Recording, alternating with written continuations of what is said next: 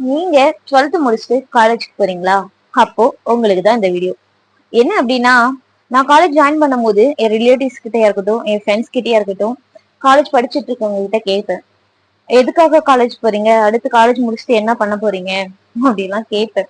அதுக்கு அவங்க சொன்ன பதில், கல்யாணத்து பத்திரிக்கையில பேருக்கு பின்னாடி ஒரு டிகிரி வேணுமா, அதுக்காக காலேஜ் போறோம், அதுக்காக ஒரு டிகிரி வாங்கணும் அப்படின்னாங்க. நான் கேட்ட மோஸ்ட் ஆஃப் த பேர் இப்படிதான் சொன்னாங்க. ஆனா இந்த சுச்சுவேஷன் இப்போ மாறி இருக்கும்னு நினைக்கிறேன். ஏன்னா பத்திரிக்கையில பேர் போறதுக்காக டிகிரி வாங்கின ஜென்ரேஷன்லாம் எங்களோட போகட்டும்.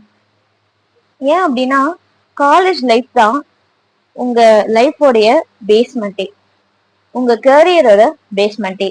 நீங்க என்ன பண்ண போறீங்களோ, நீங்க என்ன ஆகணும்னு நினைக்கிறீங்களோ, அதுக்கான பேஸ்மெண்ட் காலேஜ் லைஃப்ல தான்.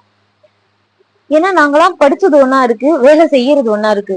அவங்க ஒரு பிசினஸ் ஸ்டார்ட் பண்ணி நல்லா இருந்தாலுமே, ஏதோ கிடைச்ச வேலையை செஞ்சுக்கிட்டு சம்பாதிச்சாலுமே 3 வருஷம் எதுக்கு போனோம், எதுக்கு படிச்சோம், யாருக்கும் தெரியல.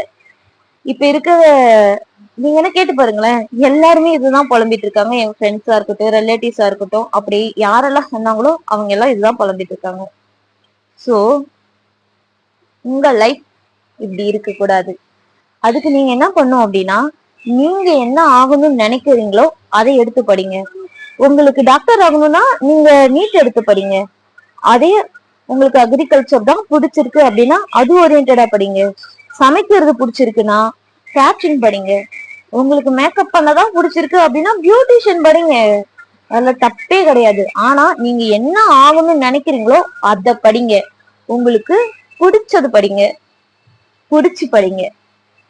Thank you to all. Bye.